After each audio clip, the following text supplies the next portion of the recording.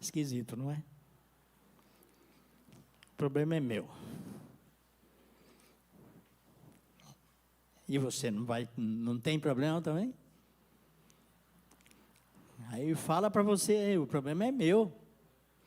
Não, o problema é nosso. Só que ali é uma pergunta, viu? O problema é meu, é seu ou é nosso? Quantos já tiveram... Bom, você já deve ter tido algum tipo de problema. Se puder, pode colocar o primeiro texto aí. Evangelho de João.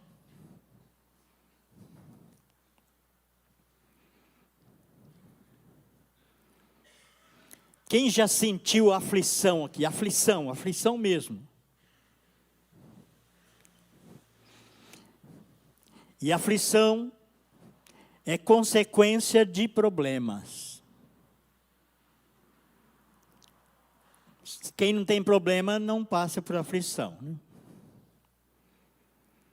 A não ser uma doença nova que surgiu aí, que chama depressão, né? Às vezes a pessoa fala assim, eu estou com depressão e eu não sei por quê.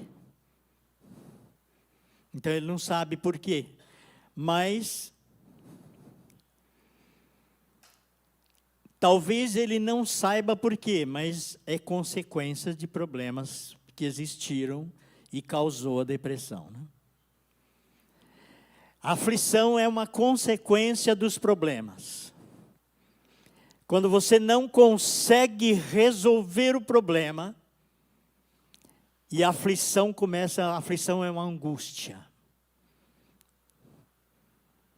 que vai doendo, que vai machucando.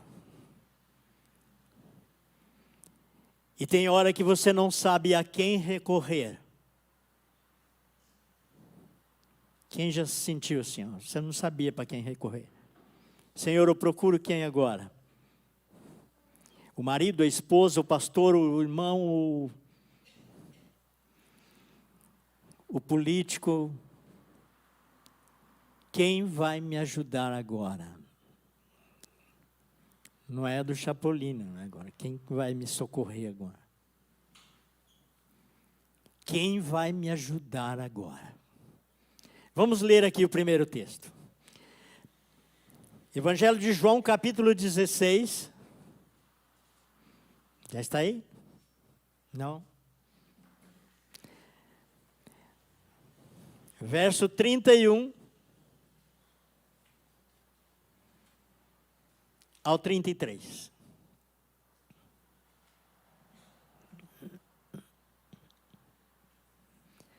Respondeu Jesus: agora vocês creem?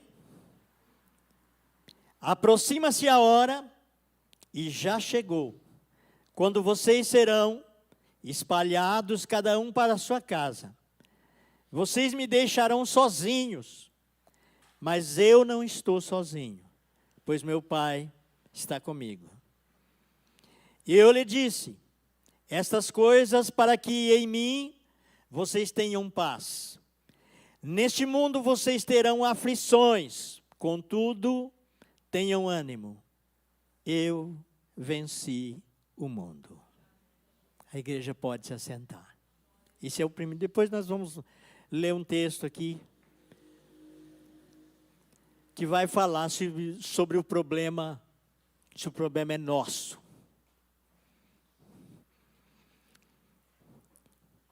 Jesus, ele não disse aqui que ele acabou com a aflição.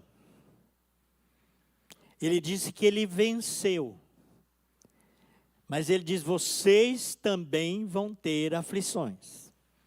Agora, se ele venceu a aflição, se ele venceu todos os problemas, é claro que com isso, ele estava querendo dizer assim, não tenha medo, porque vocês vão vencer também.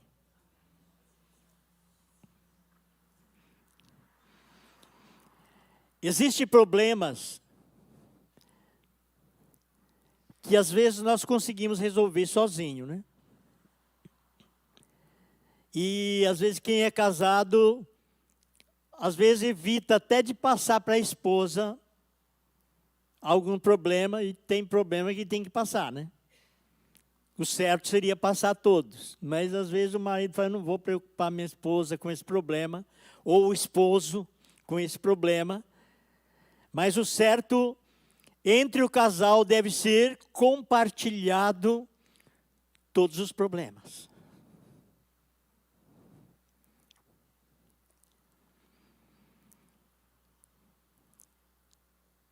Eu passei por uma situação, uma certa ocasião, lá no começo, há muitos anos atrás já,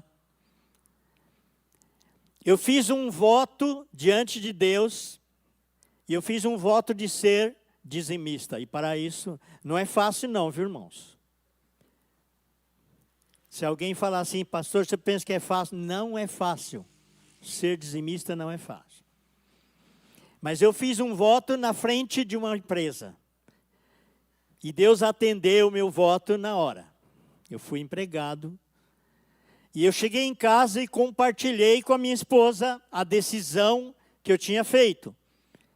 E eu louvo a Deus pela vida da minha esposa, que sempre foi uma companheira incomparável. Não tem como comparar, não, menor. Nunca ela disse assim, o problema é teu.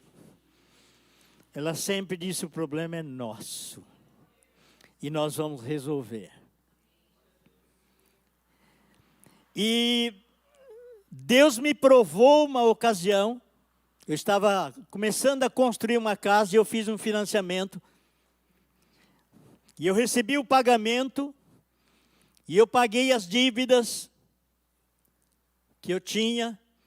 E sobrou o dinheiro do dízimo. E eu pensei assim, eu não posso levar o dízimo, porque nós somos um só corpo. Eu tinha duas crianças já, 2 filhos pequenininhos. O Ivan bem novinho, a Elci mais grandinha. Eu falei, eu não posso tomar essa decisão sozinha. Aí eu cheguei para ela e disse assim, olha, sobrou só o dinheiro do dízimo, como é que a gente faz? Como é que eu vou fazer despesa para o mês? E eu fazia todo mês, quando eu recebia o pagamento, eu fazia a despesa do mês. Como é que nós vamos fazer? E a resposta dela foi com mais fé do que a minha. Leva o dízimo e não vai faltar nada em casa. E eu levei o dízimo na igreja. E quando eu disse que a minha fé, acho que estava mais pequena do que a dela, eu fui lá na lata de arroz, dei uma olhadinha, tinha um tantinho assim de arroz. Falei, dá para fazer uns 2, 3 dias. Feijão, também. Açúcar, também. Pó de café, também. O óleo, também. Falei, tem que comprar leite também para as crianças. Como é que eu faço? Falei, bom, levei o dízimo, o Senhor proverá. Eu trabalhava numa concessionária e eu atendia os clientes, eu era encarregado do setor, e todo cliente da concessionária, ele passava por mim. Ele tinha que passar por mim. Eu era encarregado do posto de lavagem, lubrificação, troca de óleo, e os carros passavam por mim para ir para a oficina fazer revisão. E foi o mês que mais eu ganhei, pensa em ganhar caixinha, pensa em cliente que chegava para mim e falava, eu estava lá no meu sítio, rapaz, eu pensei em você, eu não sei porquê, e eu trouxe isso aqui para você. E outro chegava para mim e falava assim, eu acho que eu estou devendo, não sei, eu acho que eu estou devendo alguma caixinha para você e eu senti de te dar essa quantia em dinheiro. E às vezes à tarde eu passava no açougue e comprava carne. Cada 3, 4 dias eu ia na lata. Será que o arroz acabou? Não, não tinha acabado. E passaram-se 30 dias e o arroz não acabou. O feijão não acabou. O açúcar não acabou. Eu não comprei despesa aquele mês. Eu só comprava mistura, às vezes, porque eu ganhava muita caixinha e ganhava as misturas que eles me traziam. Tinham clientes que trabalhavam em frigorífico e eles me traziam a mistura para o dia seguinte. E Deus supriu a necessidade aquele mês. Foi um dos exemplos que eu tive que compartilhar. Eu não pude dizer o problema é meu. Não, o problema é nosso, eu tenho que compartilhar. Mas teve ocasiões que eu tinha que resolver sozinho. Eu passei por uma situação trabalhando de vendedor. Numa ocasião, em aproximadamente 1 mês e meio, 2 meses, eu tive 14 cheques devolvidos. E não era valores baixos, não. Era valores altos. Acima de R$1.000. Tinha cheque de R$2.000. E a gerente me ligava ali pelas 9h30. Antes de abrir o banco, ela já estava no banco, ela me ligava e dizia: "Sou Evanir, tem mais um cheque devolvido aqui. O que eu faço?" Não tive um cheque devolvido 2 vezes. As 14 vezes que voltou. Ele voltou uma vez só. E ela me falava: "O que eu faço? Eu pago o cheque, o senhor garante que vai me cobrir ele até a tarde?" E eu não tinha dinheiro. Não adiantava eu ligar para a minha esposa e falar assim: "O que eu faço?" Aí talvez ela ia dizer assim: "O problema é seu." E eu sentia que o problema era meu. E eu tinha que resolver. E eu dizia para a gerente assim: "Você tem como me pagar o cheque? Eu cubro o cheque até a tarde." Eu não tinha de onde tirar. E eu estava indo para cliente, às vezes levando mercadoria. E aquele dia, isso foram inúmeras vezes, aconteceu.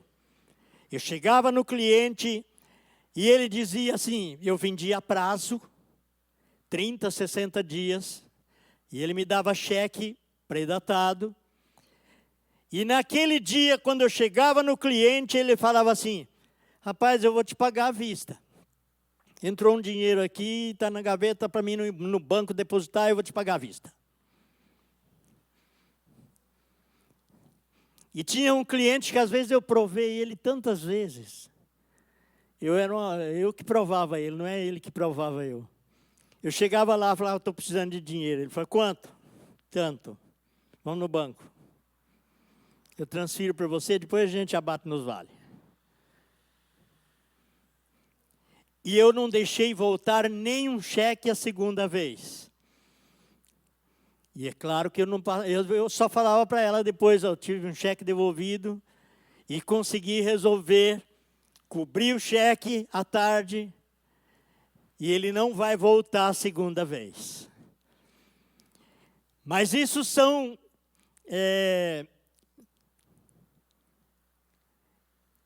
questões que às vezes nós enfrentamos no nosso dia a dia e nós temos que compartilhar. Aqui não acontece isso, mas eu já tive caso, eu tenho um sobrinho, eu vou falar porque não é daqui, e nem é dessa igreja, congrega em outra igreja. Eles fizeram uma compra no cartão de crédito, conta conjunta, ele com a esposa. Espero que não tenha ninguém aqui nessa situação, viu? Que Deus tenha misericórdia. E como ela trabalhava pertinho do banco, cerca de 100 metros do banco, ele dava o dinheiro todo mês para ela. Esse aqui é o dinheiro da parcela. E ela ia lá e pagava. Você sabe que o cartão de crédito tem o total da parcela e tem o mínimo que você pode pagar. Só que se você pagar o mínimo, quem trabalha com cartão de crédito sabe disso, você vai pagar juros abusivos depois no restante. E ela começou a fazer isso. Ela pagava o mínimo e o restante sobrava para ela comer chocolate, salgadinhos durante o dia. Certo? Tá certo, né? Não tá, não? Bom. Mas terminou de pagar o cartão de crédito, as parcelas, e o banco foi deixando. Juros, correção, e foi lá. Quando terminou o carnê, o banco ligou para ele e disse: o senhor tem uma dívida aqui de R$6.000. Ele falou: como assim? Eu terminei de pagar o carnê. Ele falou: não, o senhor não terminou. Sua esposa estava pagando só o mínimo do cartão de crédito. Então a dívida acumulou em R$6.000. Aí o que aconteceu? Ele fica em casa, sabe quando a pessoa está assim meio, o pezinho está assim, ó, esperando a esposa chegar. E a esposa chegou e, numa boa, não sabia de nada. Oi, amor, tudo bem? O banco me ligou. Ele não respondeu nada, ele só falou: o banco me ligou. Quando ela falou: o banco me ligou, ela saiu chorando para o quarto.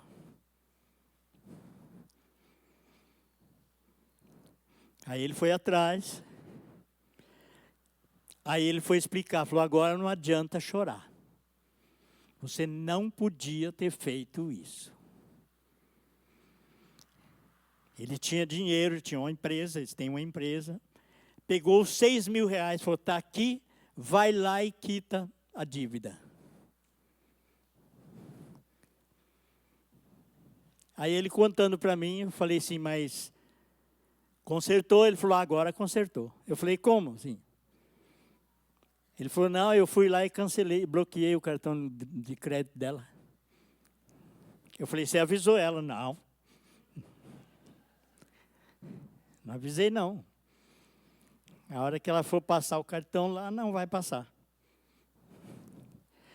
Mas consertou, porque aí ele deu uma responsabilidade para ela, falou: a prestação da casa, ele financiou uma casa, a prestação da casa é sua agora, e agora ela traz o boleto pago todo mês. Por isso que eu falei assim, aqui na nossa igreja não tem ninguém nessa situação. Irmãos, deixa eu dar um conselho aqui para os casais. E para quem quer casar também. Marido e mulher não podem ter conta escondida um do outro. Nem a senha escondida do banco. A mulher tem que ter a senha da tua conta bancária. E do teu celular também. Ah, não, o meu celular é bloqueado. O meu só eu tenho a senha. Não deve. Se a mulher quiser pegar o meu celular, ela pega, eu pego dela. Eu tenho a senha da conta dela, do cartão dela, ela tem a senha do meu cartão. Isso não é agora, toda a vida. Então, se você tem esse hábito aqui, olha, não, minha conta, eu ganho meu salário, não vou mostrar para ele. Eu já tive problema na minha família. Não é segredo para ninguém, de separação, porque o marido não contava quanto ele ganhava. Isso é grave. a esposa não saber quanto o marido ganha na firma, qual o salário dele. Ou vice-versa, o esposo não sabe quanto a esposa ganha. Amém? Vocês entenderam aí a questão de... Isto é um dos segredos de viver 52 anos casado. Isso não quer dizer que a gente não passa por aflições, por problemas. Eu passei por uma dificuldade, irmão. Tem gente que pensa que o pastor não tem aflição, não. Ou não tem problemas graves. Tem. O pastor também tem problemas. E eu passei por a fim que eu cheguei a ponto de estar na Ricardo Jafé. Quem conhece a avenida. Eu falei até o nome da avenida, viu? Para quem conhece lá, sabe, lá no começo da Ricardo Jafé. Calçada larga. E Satanás fala no nosso ouvido também. E eu estava passando por um momento de aflição tão grande, que Satanás falou assim: joga o teu carro num poste. Mas o Espírito Santo me deu um conselho errado também, né? Errado para os homens, mas certo para Deus. Encosta o teu carro em cima da calçada. É errado encostar o carro em cima da calçada. E eu encostei o meu carro em cima da calçada. Era uma calçada larga. E ali eu comecei a chorar nos pés do Senhor. Cerca de uns 40 minutos. E eu pensava de vez em quando, se passar uma viatura, se passar um DSV, vai me multar. Se passar uma viatura, eles vão querer saber se eu estou passando mal, o que eu falo? Eu não estou, você está passando mal? Não, eu não estou passando mal. Eu estava chorando na presença de Deus. Eles não iam entender, é claro. Eles iam me ver chorando, e eu dizendo para eles: não estou passando mal. Falei: mas você está passando mal? Não estou. Eu estava sentindo a presença de Deus. E eu chorei ali cerca de uns 40 minutos. E eu saí dali, sabe quem eu fui procurar? Sabe quem? Um pastor. Não. Não foi um pastor. Um irmão da igreja. Também não. Psicólogo. Também não. O Senhor disse para mim naquele momento que eu saí dali, Ele falou: para de trabalhar e vai para a tua casa. Quem estava na minha casa? Ei, glória a Deus. A pessoa mais amiga, mais companheira que eu poderia encontrar. E eu cheguei lá, e ela disse: o problema é nosso, estamos juntos. Glórias ao nome do Senhor. E naquele momento, o Senhor solucionou o problema. O Senhor arrancou aquela aflição, aquela angústia. É isso que a igreja precisa, irmãos, nos nossos dias. É isso que a igreja está precisando. O filho precisa confiar na sua mãe, no seu pai. A esposa tem que confiar no seu esposo. A melhor companhia, a pessoa mais ideal para você, no momento de angústia, de aflição, é você conversar com seu cônjuge. Chegar para o esposo ou para a esposa: louvado seja o nome do Senhor. Agora vamos falar sobre a igreja. Ponha lá o segundo texto, irmão. Glória a Deus. Agora eu vou falar sobre a igreja.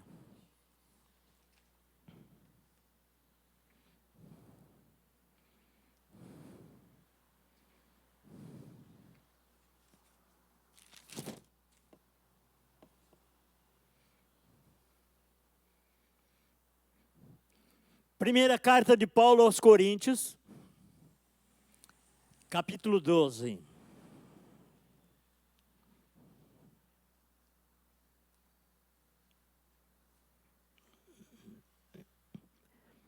Já precisei de pastor, viu, irmão? E o pastor, com 5 minutos, ele resolveu o meu problema. 5 minutos. Palavra sábia, entregue na hora, assim. E já precisei, e ele diz, problema teu. Não é o mesmo. Então, sabe quem vai dizer, nunca vai dizer problema teu? Jesus. Ele nunca vai dizer para você o problema é teu. Ele vai sempre dizer, o problema é nosso. Eu te remi, eu te salvei, eu te chamei. Você é meu, o problema é nosso. Vamos resolver juntos, glória a Deus. Está aí?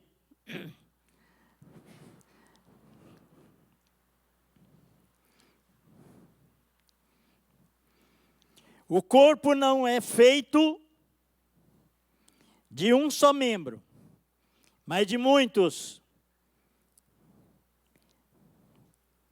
Se o pé disser, porque não sou mão, eu não pertenço ao corpo, nem por isso deixa de fazer parte do corpo.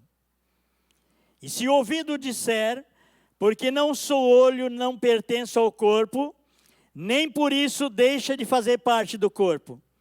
Se todo o corpo fosse olho, onde estaria a audição? Se todo o corpo fosse ouvido, onde estaria o olfato? De fato, Deus dispôs cada um dos membros no corpo, segundo a sua vontade. Se todos fossem um só membro, onde estaria o corpo? Assim há muitos membros, mas um só corpo.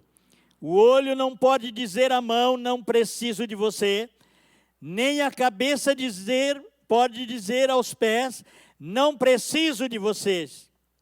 Ao contrário, os membros do corpo que parecem mais fracos são indispensáveis. E os membros que pensamos ser menos honrosos, tratamos com especial honra. E os membros que em nós são indecorosos, são tratados com decoro especial.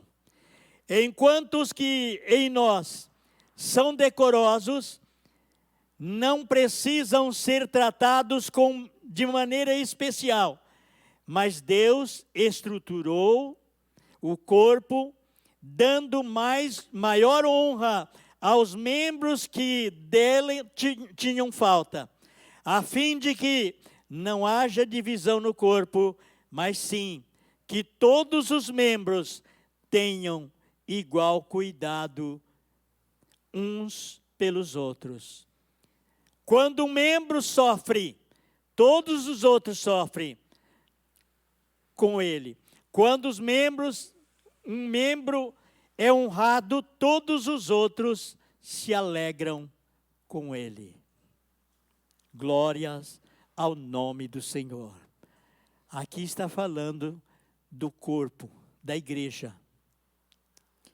Mas aquilo que eu falei para você, que eu precisei uma vez do pastor, e ele me socorreu com palavra sábia, e precisei de outro, e ele diz, o problema é teu. Não pense, às vezes, que você vai poder contar com a igreja toda 100%. Não. Ou todas as vezes que você precisar. Não pense isso.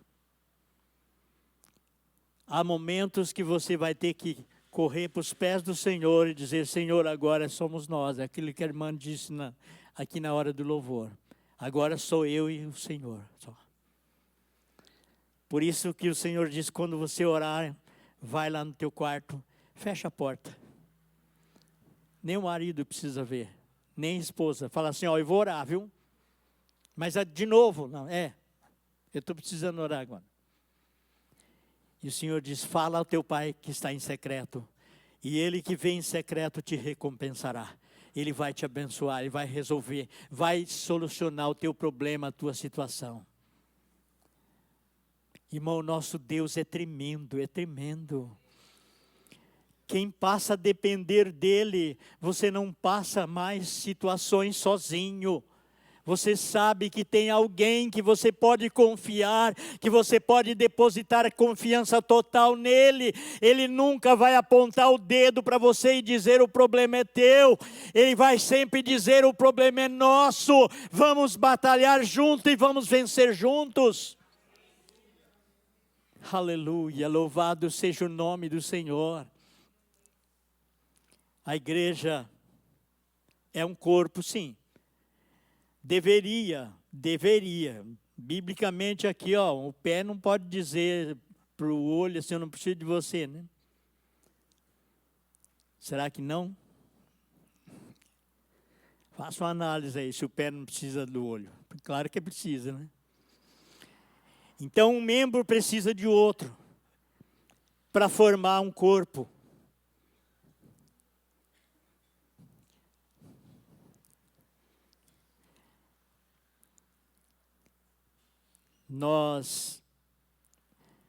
Eu tive uma irmã na igreja, eu era pastor da igreja, em outra igreja, não nessa quadrangular. E eu tinha uma irmã, ela era tão sincera, quando ela queria falar com a gente, que um dia, os irmãos pedindo oração na igreja, sabe aqueles crentes que 6 horas? 6 horas é porque tudo eles pediam oração, até para ir na 25 de março eles pediam oração. Não, 6 horas que eu vou na 25 amanhã. 6 horas que eu vou lá no Ibirapuera. Então 6 horas por tudo. Então ela chegou para mim e disse assim, ó meu irmão, eu vou dizer uma coisa, eu vou ser sincero.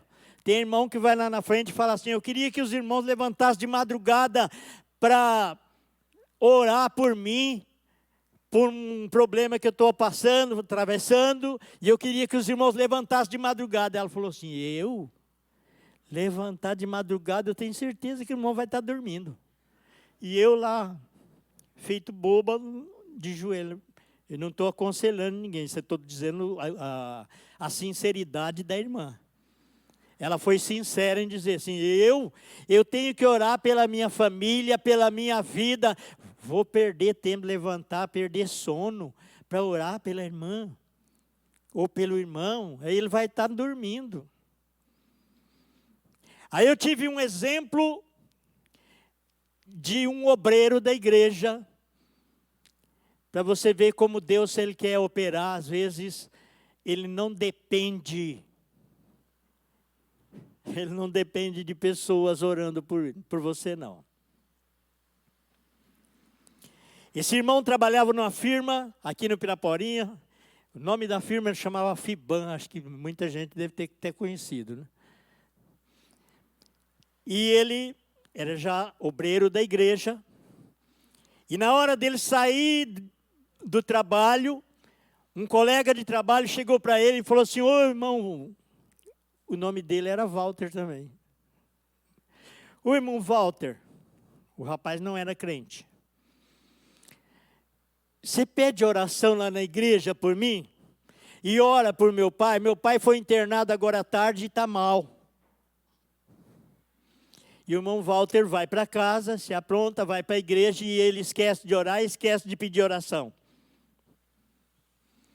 Ele fala que deu uma amnésia nele e ele esqueceu de tudo, daquele pedido de oração. E quando chegou no dia seguinte, de manhã, ele chega na firma, quem que vem lá ao encontro dele? O rapaz. Ele falou, meu Deus, quando ele vê o rapaz, eu esqueci de orar, esqueci de pedir oração por ele. Só que a fé do rapaz foi tão grande ao pedir oração, só dele pedir oração, Aí o rapaz chega para ele e falou assim: irmão Walter, Deus abençoe pelas orações da igreja e pelas suas orações. O meu pai recebeu alta agora de manhã já. Glórias ao nome do Senhor. Aí ele foi para o banheiro pedir perdão para o Senhor. Senhor, me perdoa. Ele pediu para mim orar e pedir oração na igreja e eu esqueci. E o Senhor não. O Senhor atendeu. Glórias ao nome do Senhor. Por isso que nós somos um corpo, meu irmão. Louvado seja o nome do Senhor. Mesmo ele esquecendo, mesmo ele não lembrando de pedir oração na igreja, o Senhor falou assim: não, eu vou abençoar. Eu vou curar o pai dele. Louvado seja o nome do Senhor. Que Deus é esse tremendo, esse Deus nosso. Aleluias. Louvado seja o nome do Senhor. Só que nem todos os pedidos nós temos que atender. Eu dirigi essa igreja há alguns anos também. E tinha uma irmã aqui, não congrega mais aqui, por isso que eu estou falando. E ela chegou para mim, ela ia numa igreja, ia noutra, ia em outra. Ela vivia visitando outras igrejas e fazendo campanha aqui e ali. E numa da igreja que ela foi, a irmã acho que se cansou de tanto ela ir lá e pedir. A irmã falou assim: ó, irmã, eu tenho uma coisa para dizer para a irmã. A irmã tem que pedir para o seu pastor lá fazer uma campanha de 7 dias na sua casa.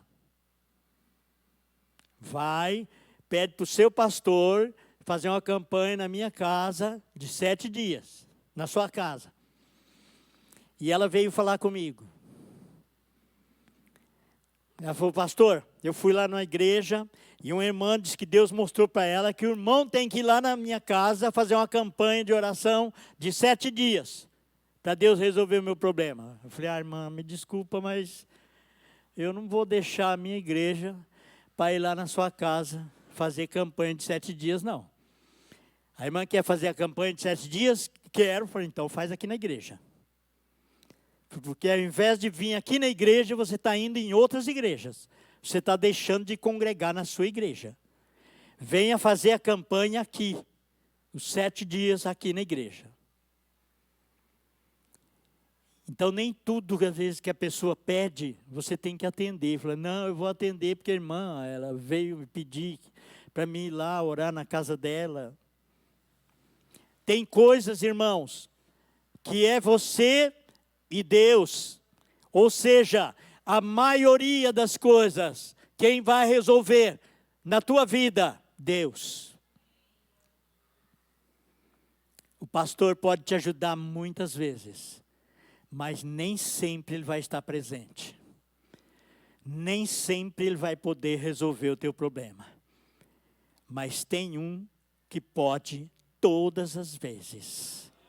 Glórias ao nome do Senhor.